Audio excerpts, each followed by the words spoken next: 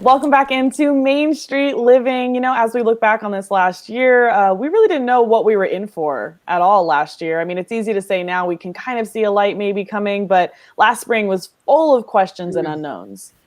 Absolutely, Danielle. I know the vaccines are currently rolling out and we can kind of see the light from here. But we do mark this 1 year anniversary of the pandemic. And we heard what a couple of different groups have been doing to mark the milestones and honor those that we've lost. So let's take another look at what they're doing. Your dad, Russ Freeman, died from COVID-19 last December. And after such a tragic loss, you and your family decided to try to help others. Why did you decide to start a foundation in his honor? And you did it so quickly, too. Yeah, I think our thing, that's been a question that a lot of people have asked. And I think part of it is to help us kind of get through this ourselves, is to help us feel, a little different than the darkness that we felt over the last couple months.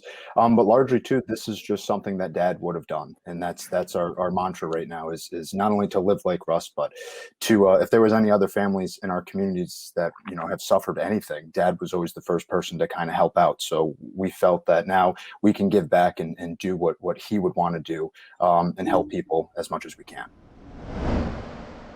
This year has taken a toll on all of us, and I think we're just trying to find little ways that we can start to heal, right?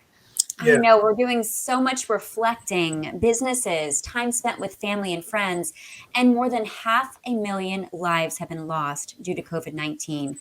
Our next guest wanted to find a way to provide sympathy and healing for those impacted by COVID and is doing it in a beautiful and unique way. So please welcome to the show from the Floral Heart Project, Christina Libby. Thank you for joining us today. Hey, Christina. Hi. So I love that you are doing this to honor people, and this is tough. So explain to us what exactly is the Floral Heart Project and how did you come up with the idea?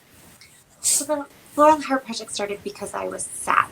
I wanted to do something to recognize the lives that we lost. And I really wanted to do something that wasn't political, but was more just about the sort of really intense grief that people were experiencing and going through. So I started it out just as something I wanted to do in Brooklyn, my community. I went and made a floral heart garland, and a floral garland, they went in and laid it by the Brooklyn Bridge.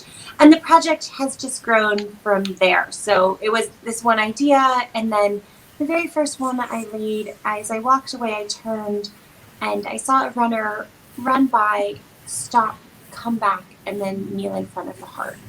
And I thought, oh, that's what I wanted. I wanted people to have a place to stop, to sort of just have a moment for what was happening and then to go on with their lives. And so I just started making more and more of them. And eventually over time, I actually reached out to 1-800-Flowers, who came on board, has been a really huge part of bringing this project to life. And they have donated flowers and time and energy into really formalizing it as a project. And from there, it's continued to grow. We did a heart in Times Square and one in Bryant Park, and then we actually were able to bring the whole project national on a few times before, but really all collectively on March 1st, where we laid over almost 150 hearts across the U.S. with hundreds of volunteers.